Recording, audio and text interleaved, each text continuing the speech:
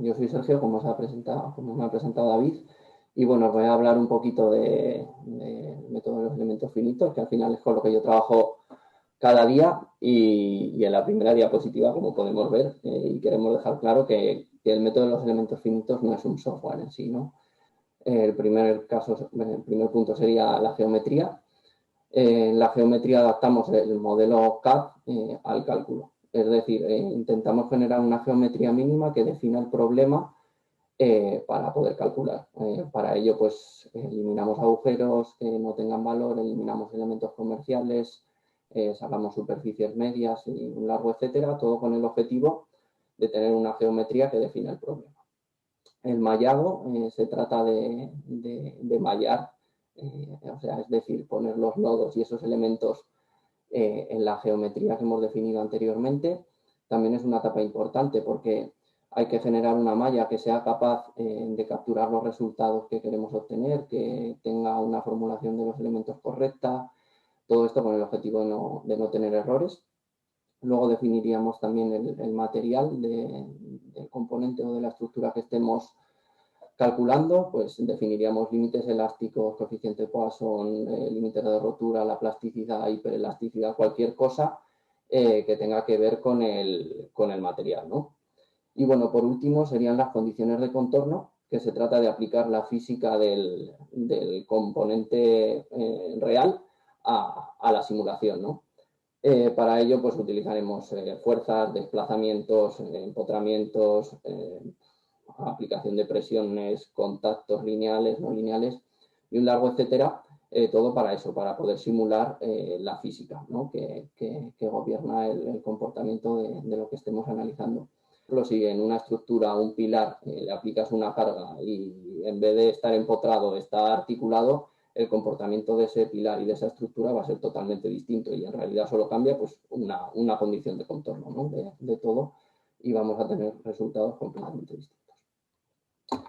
Después del preproceso tendríamos el cálculo, que según el fenómeno que queramos analizar, pues va a haber distintos tipos de análisis, ¿no? Pues vamos a tener estáticos, transitorios, dinámicos, modales, backing. Al final podemos simular cualquier cosa y en función de qué física, ¿no? gobierna el componente, pues aplicaremos un método de cálculo a otro. Pues para saber si una estructura, por ejemplo, soporta su peso propio, podemos usar un cálculo estático y nos bastaría, pero para analizar. Y luego pasaríamos al postproceso, que es la última parte, y en ella se trata de analizar los resultados que hemos obtenido.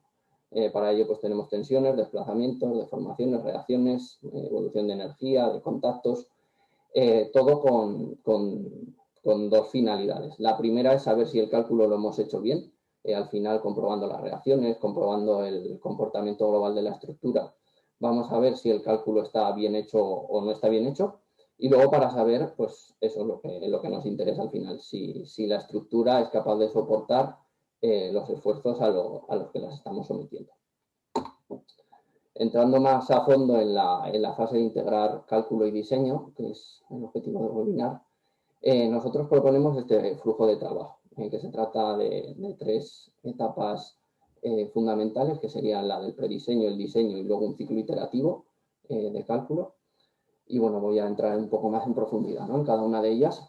En la del prediseño se trata de hacer un modelo grueso, ¿no? de lo que sería la estructura o el componente, es decir, las líneas generales o líneas maestras que queremos definir y después comprobarlo, ¿no? con un precálculo. Al final es un diseño más sencillo, por lo tanto un cálculo más sencillo en cuanto a geometría, mallado, etcétera. Y al final hacemos un proceso iterativo hasta que este prediseño cumple las exigencias que necesitamos. Una vez que tenemos ese prediseño validado, pasamos a hacer una ingeniería de detalle, es decir, a definir el modelo en detalle, pues, desde soldaduras hasta, por ejemplo, uniones atornilladas, todo el detalle del modelo, o sea, definir todo perfecto. En ese caso haríamos un cálculo pues, mucho más fino, mucho más detallado de todos los componentes y tal. Obviamente este cálculo llevará mucho más tiempo y si el resultado es el correcto y el que deseamos, pues tendríamos ya el modelo concluido, ¿no? Sin embargo, puede haber partes del diseño que no cumplan, ¿no? Porque al final hemos hecho un diseño grueso, ese sí está validado, pero quizá haya pequeñas partes del modelo que no lo estén. Entonces, en esa parte, lo que haríamos sería rediseñar estas pequeñas partes que no cumplen y recalcularlas hasta que consiguiéramos pues, tener los resultados que queremos. ¿Qué conseguimos con esto? No tenemos que hacer un rediseño completo, porque ya nos estamos asegurando desde el principio que el modelo que tenemos en su comportamiento global es correcto. ¿Qué pasará? Que tendremos que quizá hacer pequeñas modificaciones que no nos llevarán tanto tiempo. Y esto al final se transmite en que vamos a ahorrar tiempo y vamos a ahorrar dinero y disgusto seguramente, porque al final si solo tenemos que hacer pequeñas iteraciones o pequeños cambios, no nos van a costar tanto tiempo que tener que rediseñar una estructura completa porque el comportamiento global pues no es el adecuado. Entonces, pues nosotros siempre optamos por este método que al final es el que a nosotros nos funciona, ¿no? En los componentes que desarrollamos y en el que creemos. Y bueno, pues por último, vamos a enseñaros un poco de lo que os ha hablado David, ¿no? De utilizar herramientas de automatización pues con el objetivo de que todos estos procesos sean lo más rápido posibles y podernos centrar al final en aportar en lo que podemos, ¿no? Ya no en el proceso en sí, que quizás no aporte valor, sino en lo que sería nuestra labor como ingenieros. Por ejemplo, en este caso, os enseñamos una automatización de una estructura embarrada que variando parámetros pues somos capaces de ir definiendo la estructura y como veis se genera automáticamente, se sacan las superficies medias, se eliminan los redondeos, etcétera. Ahora un poquito más adelante veréis cómo se van sacando las superficies medias con SpaceClaim, que es el software de adaptación de CAD de ANSYS. Y bueno, ahora cambiaremos unos parámetros, como podéis ver. Avanzo así un poquito, bueno, se verá. Cambiando parámetros, pues actualiza directamente la geometría. Esto podría valer pues para estructuras de cualquier tipo, ¿no? Que al final queramos calcular y que tengamos unas reglas de ingeniería definidas, pues podríamos pues automatizar todo este tipo de procesos. También un caso que hemos hecho muy recientemente, que está muy chulo, es el flujo completo de trabajo de una automatización, desde el prediseño hasta el precálculo. Como veis, en este caso son diseños de celosías y hacemos el prediseño prácticamente a la vez que el cálculo.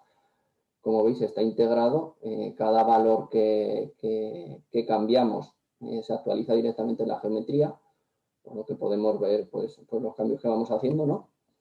Y en este caso, pues generamos distintas geometrías con el objetivo de calcularlas para lanzar el primer diseño de detalle, ¿no? Voy a avanzar un poquito el cálculo, perdón, el vídeo. Como veis, seguimos ahí definiendo casos.